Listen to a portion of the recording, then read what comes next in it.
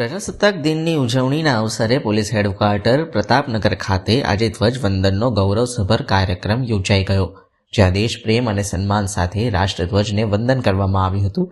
સમગ્ર પરિસરમાં દેશભક્તિની લાગણી વ્યાપી ગઈ હતી. પોલીસ અધિકારીઓ અને કર્મચારીઓની ઉપસ્થિતિએ કાર્યક્રમને વિશેષ મહત્વ આપ્યું હતું. તિરંગાની છાયા હેઠળ એકતા, કર્તવ્ય અને સંવિધાન પ્રત્યેની નિષ્ઠાનો સંદેશ સ્પષ્ટ રીતે ઉજાગર થયો. આ પળોએ દેશ માટે ફરજ બજાવવાની ભાવનાને વધુ મજબૂત બનાવી હતી. ખાખીની શાન અને ભારત માતાની ભક્તિ સાથે પ્રતાપનગર આજે ગૌરવ અને પ્રેરણાનું કેન્દ્ર બન્યું હતું.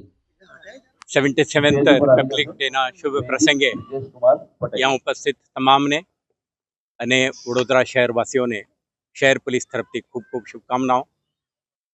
આપણા ગણતંત્ર દિવસ અને સૌને રાષ્ટ્રના પ્રતિ સમર્પિત થઈને કામ કરવા માટે પ્રેરિત કરે છે. વર્ષ 2025 દરમિયાન વડોદરા શહેર પોલીસ તરફથી ગુનેખોરી અટકાવવા, શોધવા અને કાયદો અને વ્યવસ્થા જાળવવાની દિશામાં ખૂબ પ્રયાસો કરવામાં આવી છે.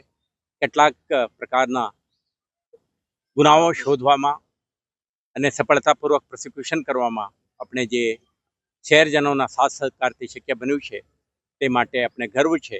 અને સાથે સાથે વર્ષ 2026માં ગુનાખોરી અટકાવવાની દિશામાં, શોધખોળની દિશામાં, માર્ગ સુરક્ષા, નશામુક્ત વડોદરા શહેર, મહિલા, બાળ અને વરિષ્ઠ નાગરિકોના સુરક્ષા માટે કટિબદ્ધ થઈને કામ કરવા માટે આજે શહેર પોલીસ સંકલ્પ પણ કરી છે.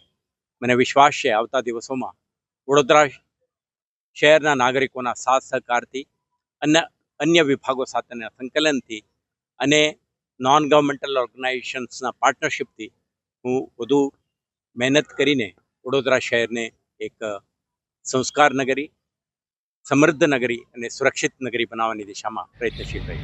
ગણતંત્ર દિવસ સમારોહમાં ઉપસ્થિત મારા સાથી પોલીસ અધિકારીઓ, નિવૃત્ત પોલીસ અધિકારીઓ, જુદા જુદા બિન સરકારી સંસ્થાઓના પ્રતિનિધિઓ, અન્ય આમંત્રિત મહેમાનો, પ્રિન્ટ એન્ડ ઇલેક્ટ્રોનિક મીડિયાના પ્રતિનિધિઓ અને ઉપસ્થિત સૌ ભાઈઓ બહેનો, આજે ભારતનો 77th ગણતંત્ર દિવસ છે, જેના